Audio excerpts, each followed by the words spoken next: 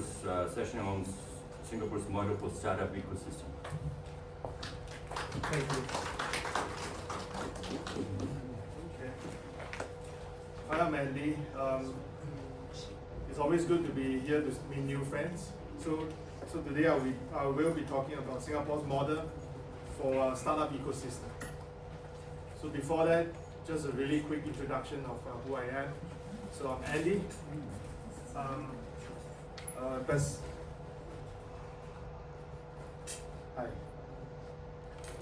Best-selling book author. So I have some books behind. If anyone wants to take a look at what I've written, please let me know. And then I'm a licensed fund manager. So in the startup space right now, I actively take part in investment. So I want to invest in different projects. Recently, I invested in a project in Brazil, in Italy, and I hope to see if there's any opportunity that I can get into with all of you, including Sri Lanka, Thailand, Cambodia, and of course Mongolia. These are some of the things that I've done. You can all Google online. It's not important. So Singapore, a bit of a history, because I only have 30 minutes. I kind of did a bit more than I should.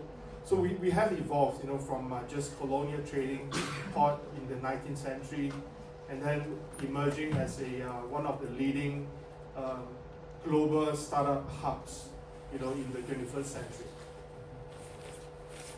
So this is an overview that I have, because we as a venture capitalist company, we give a lot of different presentation and telling people, what Singapore can do and what we can do. So this is more like what Singapore is all about.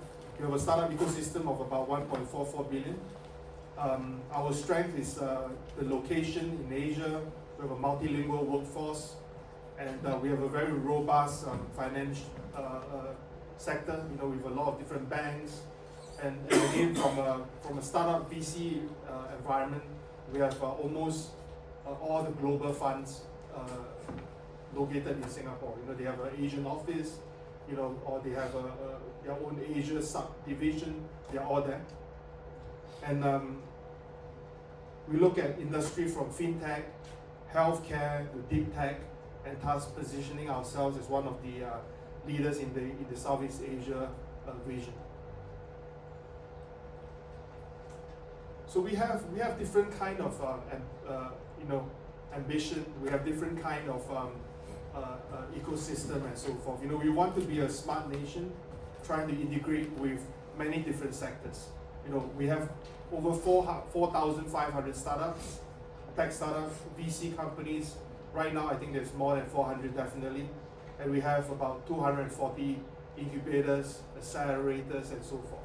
And together with that, we have a lot of other, I call it like a peripheral companies, where they help the startups to excel, maybe to do business development, to do marketing for them. So it becomes a whole suite of services that you can find in the Singapore space.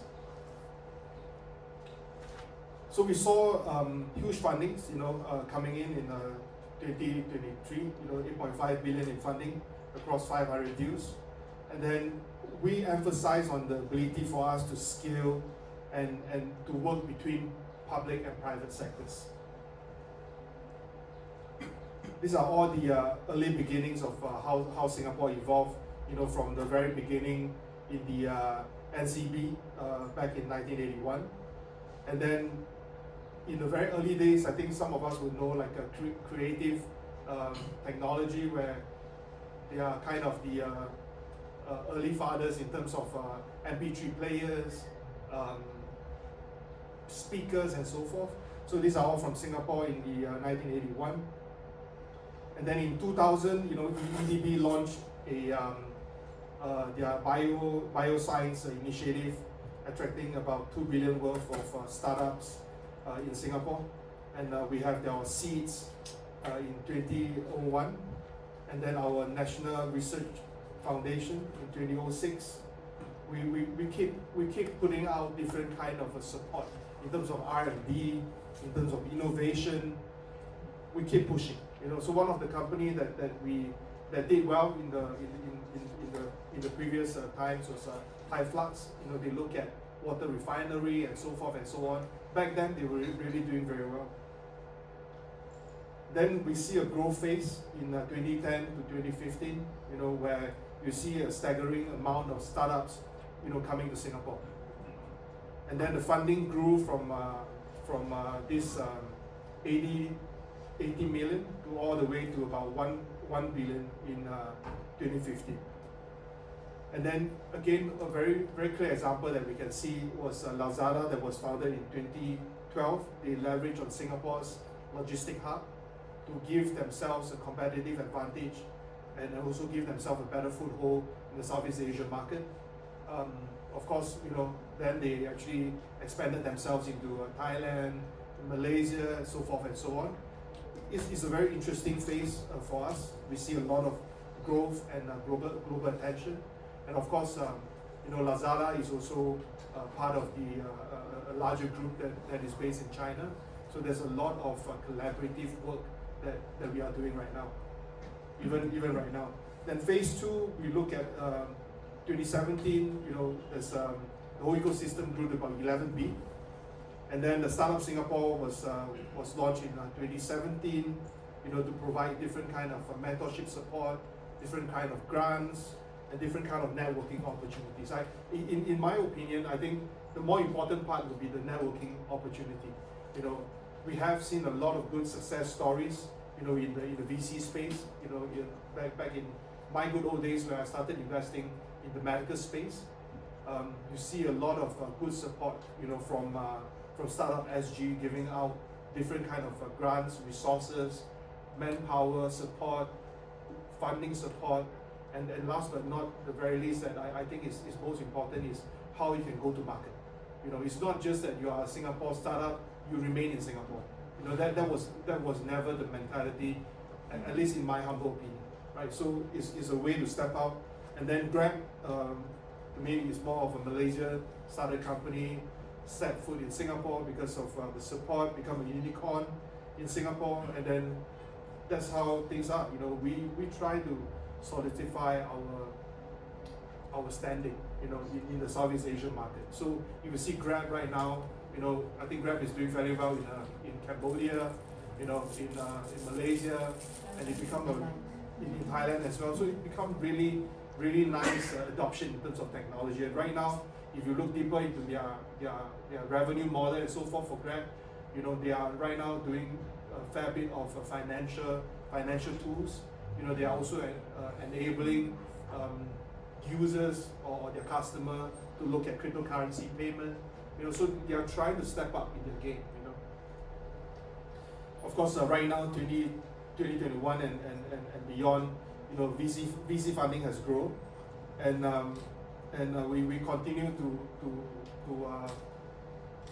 keep our position as one of the main frontier for technology, at least in Southeast Asia. And of course, some of our friends will say that we are trying to do this on a more global level to attract more talents into Singapore. So some of the statistics that I've gathered, so in 2025, first in the Asia Pacific region. This is not what I say, because we have other friends around South Korea, India and so forth. This is by a third party. Fourth, as the most innovative nation. And then in terms of startup ecosystem, we are ranked number 5, in the world.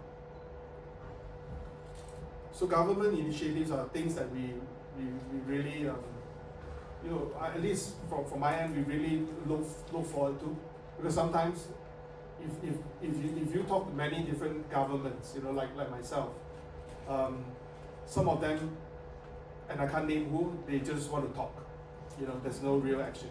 But if you look at Singapore, I think they kind of try to push it a little bit harder as compared to some of the countries, in both finance and also the kind of additional help that they can give.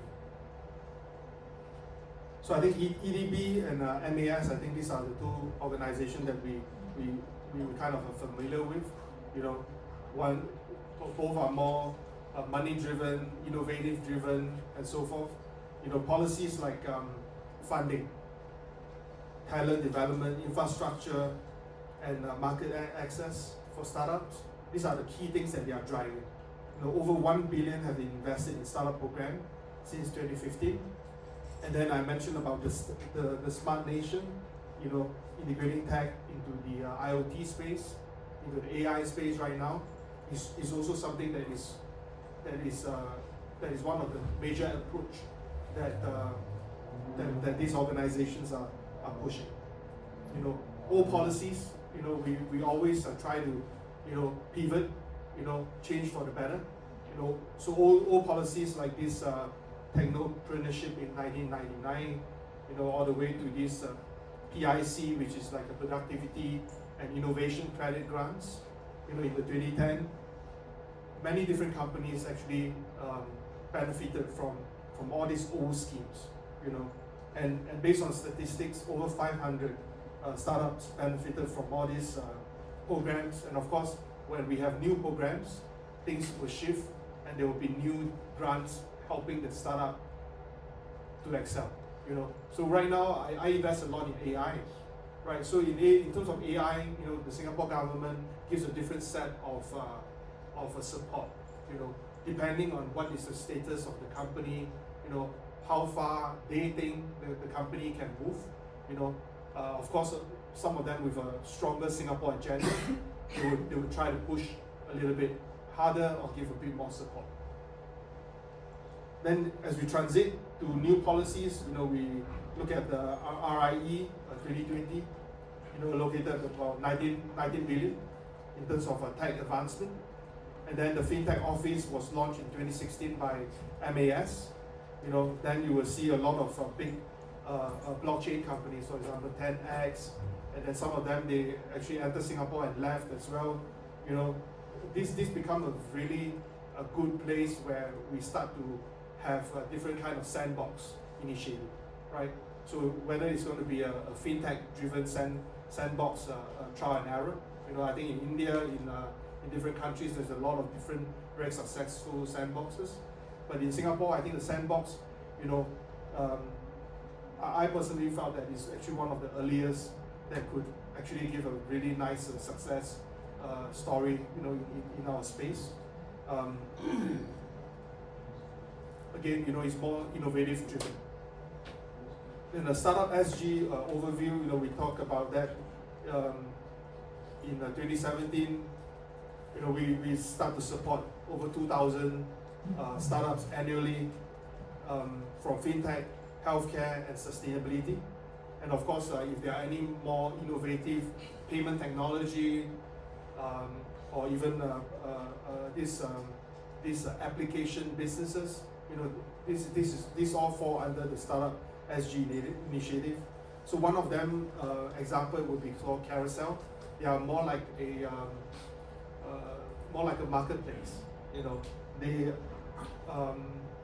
when I knew the owners, I think they were valued at low millions, and then after which they become a unicorn, supported by major funds and so forth, and they are doing very well in a few countries, in this region.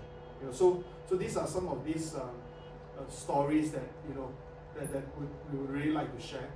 How Carousel is able to penetrate, and into Singapore, getting help from the Singapore government, Singapore funds, getting different kind of manpower, to push it up to this unicorn status.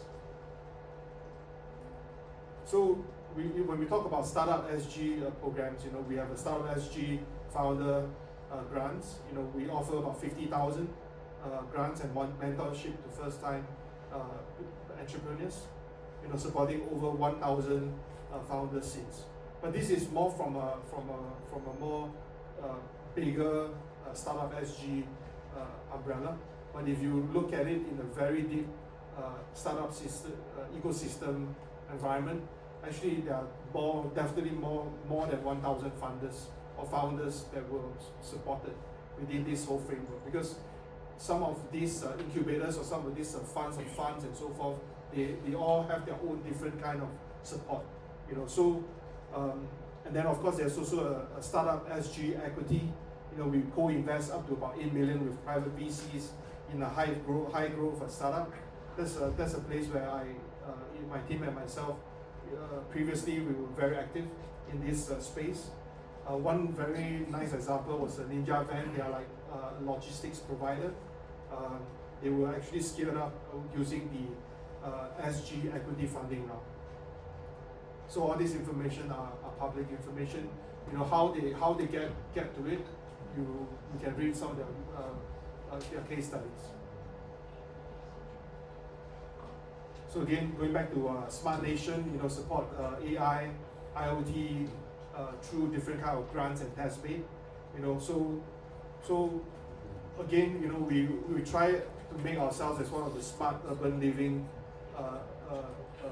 nation. Because we are small, it's easy for us to implement a lot of the different kind of initiative. And of course we invest in companies that are maybe growing in Malaysia, for example. So that we could also try to use Malaysia as one of the testing beds, to test out how all these companies can go to market. Other initiatives like the GIA, so there are links to start up to about 45 global hubs, and we have things like Tech Pass. They attract top talent, offering them a visa. And then we have SG Innovate, focus on deep tech, focus on providing funding. Mostly, to be honest, I think it's more from the biotech space. And then one example would be this company called Neum. It's a startup, fintech startup that is expanded globally via the GIA partnership. This also try to enhance Singapore's global competitiveness, and again putting our footprint, into the innovative sector, a lot harder. So attracting talent, we have a diverse pool. We have friends from all over the world. From Spain, maybe all the way to India, US, and so forth. We have over 150,000 foreign professionals working in Singapore, and 29% of them are from the tech sector. So a lot of these really big companies from Dell, Microsoft, they have a lot of employees in Singapore. Mostly in the suburban area, or maybe more like nearer to the airport, the Changi area. There's so many of them, right? So it become a very important thing. So the government views talent as one of the key pillars of economic growth. Right, coming to Singapore, being one of the talent is not easy. Of course, there are some tech visa for you to really come in an easier manner, but it's still not easy, because the kind of salary that you need to have, the kind of skill set and expertise that the Singapore government and the companies want is also pretty selective, right? So we talk about the on-trade pass, is the entrepreneur pass for foreign entrepreneurs. I think about, based on this is statistics is 500 since 2004, but based on what I know, people around me, I have more than 20 of them on this pass right now. Based on the statistics that I have, 1/3 of them came from India, another 1/3 from US, and the rest are from different parts of Southeast Asia. So this is a very interesting statistics, at least from my own perspective. Then of course we talk about the Tech Pass that was launched in 2021. We have about 360, the salary wise about 360,000 Singapore dollar, and then issuing about 200 visas, so far. Employment pass, which is EP. So many of our friends, they want to come to Singapore via the EP scheme. Approval rate is about 90% if you are talking about a tech role. But if you are not into a tech role, you are doing some other expertise. For example, if you are in the manufacturing and so forth, maybe it's a bit tougher. But tech-wise, we have quite a high approval rate. Mainly right now, if you look at statistics, many of them came in because of tech startup, fintech companies, AI, and then in recent months I see quite a big number of health tech companies coming in. All right, good.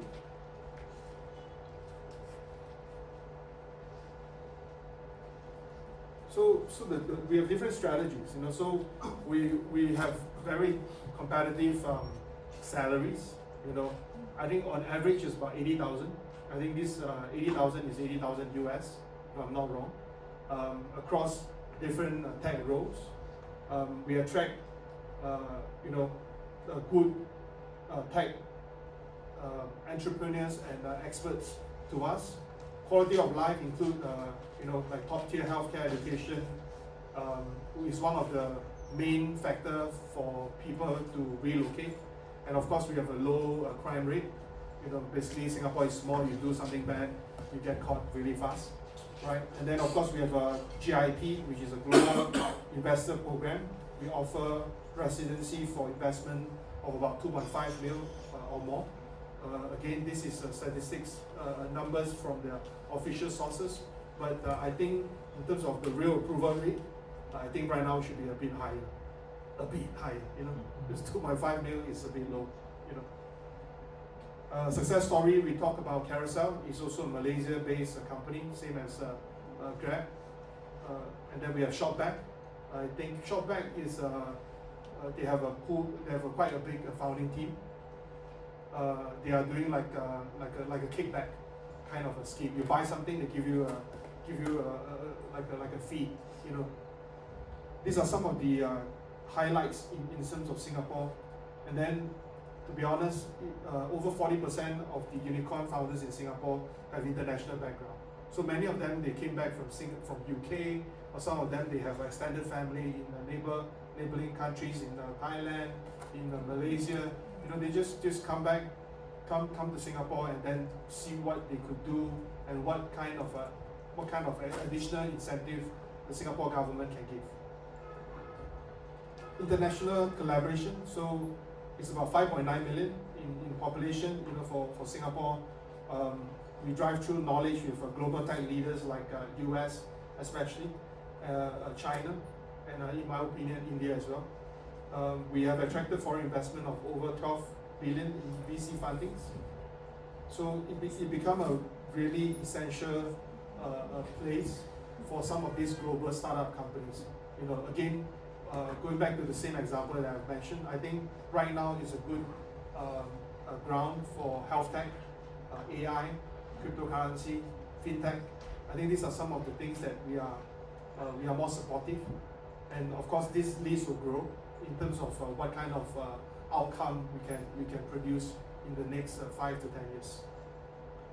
So again, we have key partners, for example, GIA, World Bank, Israel. We partner on deep tech with Israel on cyber security and AI. They are actually very advanced. Some of my friends will say that, Israel, are they good? No, they are really good in certain sector. Cyber security, AI, some of the companies that I have invested in, they have Israelis experts, as part of their board member, So the kind of insights that they can give is really very different from what we see in the Southeast Asia space, So these are really key examples. So one of these collaboration would be Singapore-Israel collaboration led by this SG Israel Innovation Summit back in 2022. So that actually started to kick off a lot of different kind of mission. Singapore companies going to Israel, Israel companies coming to Singapore, and this become a really healthy environment, for all of us to learn, right? So we have different access to different markets. Over 60% of the Singapore startup exporting within 2 years. We are exposed to good R&D partners from MIT and to Tsinghua, which is a Chinese university. And then again, we try to attract all the different global fundings into the Singapore context. So this one case study, World Bank fintech projects, supported by DBS, and together with UN, that's another one. And then another one would be France-Singapore partnership, on autonomous systems. So what we try to do is not only providing the kind of talent manpower support. What we want to do is to get collaboration from everywhere else. Like I said, Singapore company going to market maybe in France or vice versa. So these are some of these examples that we do, and these are all really official statements that are being put out by MINDEF, which is Ministry of Defense in Singapore. So these are all really official sources that we push. Regulatory environment overview. We are pro-business. You are able to register within 1 to 2 days if you want to be a Singapore company. Technically, strong legal framework. I think that is a must. We are top ranked in terms of doing business easily. So a lot of these different companies, for example, right now are very much into the crypto space. So many of the crypto companies are registered in Singapore, because of various reasons, and the various support that they can get within the whole ecosystem. And we are really very friendly.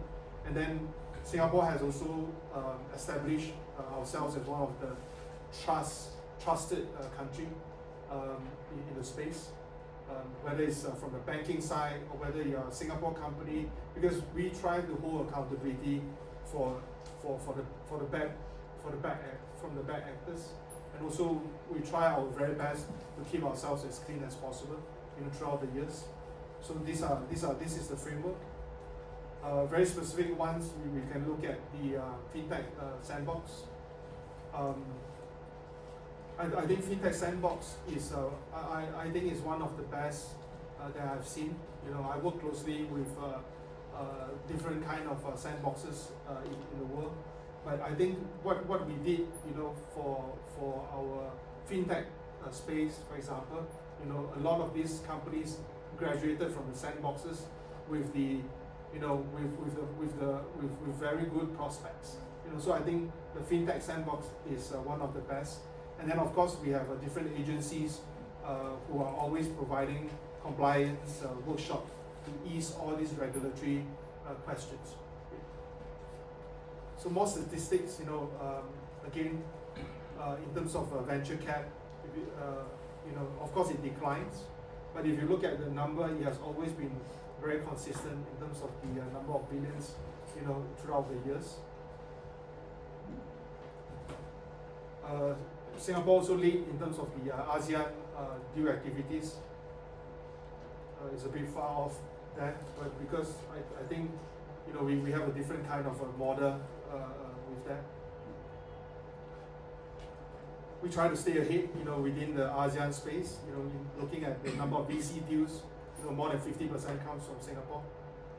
Whether they are pure Singapore companies, we can debate about it, but they are registered in Singapore, and the money comes out from the Singapore company. And on a global basis, Singapore is ranked top 5. Of course, Silicon Valley is still one of the top, followed by New York, London, according to this, yes. General and deep tech deals. This is also very healthy. So future outlook, I think from Singapore perspective, is more fintech, healthcare, deep tech. I think these are some of the sectors that we are pushing really hard. Of course, I also weave in a small wording about crypto, AI, green tech, and so forth, because these are things that they are really likable, in the VC space.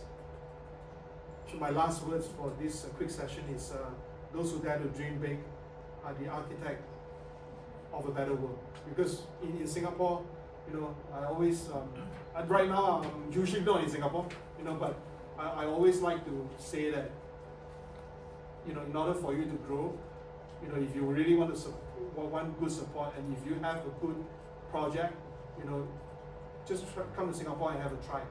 Right? We provide the kind of support that sometimes foreign companies would be very surprised, because even their local government will not go to that extra mile just to help them. So if you have a good project, please let me know. I can invest as a VC, and help different startups grow in your countries. I think that's the last slide. Thank you.